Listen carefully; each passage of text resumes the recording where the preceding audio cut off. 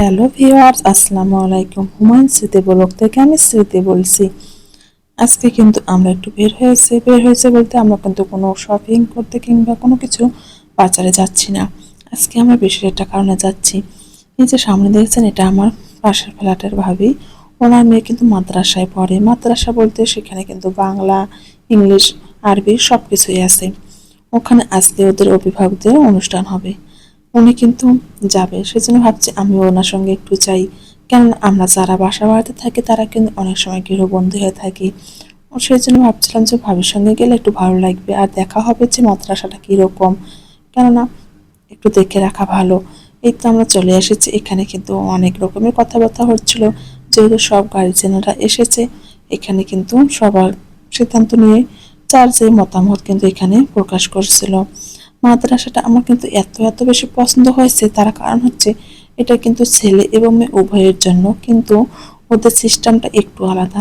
ছেলেদের জন্য আলাদা ফ্ল্যাট এবং কিছুটা দূরে কিন্তু মেয়েদের জন্য।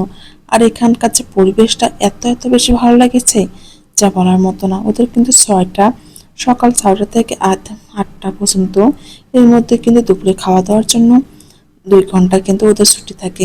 এরপর থেকে কিন্তু ওদের ক্লাসটা হয়। আর এখানকার কিন্তু স্কুলের একটা যে নিয়মটা আমার অনেক বেশি ভালো লেগেছে।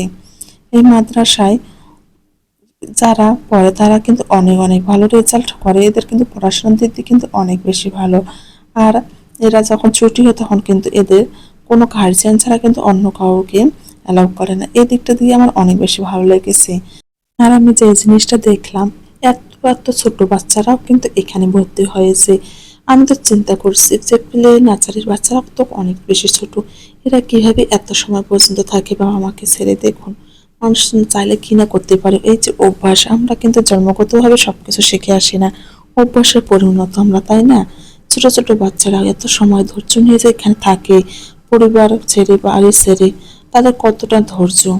এটা দেখে তো আমি বিশাল অবাক হয়ে গেছিলাম। এদিকে কিন্তু মাদ্রাসা যে প্রিন্সিপাল, চেয়ারম্যান সবাই কিন্তু অনেক রকমের এখানে কথা বলছিল। তাদের পড়াশোনা বিষয়ে গার্জিয়ানদের সঙ্গে কিন্তু ওরা কথা বলছিল। এবং এই মাদ্রাসার স্টুডেন্ট যারা আছে তারা কিন্তু অনেক ইসলামী সংগীত গজল বলেছে। আমার এগুলো কিন্তু অনেক বেশি ভালো লেগেছে।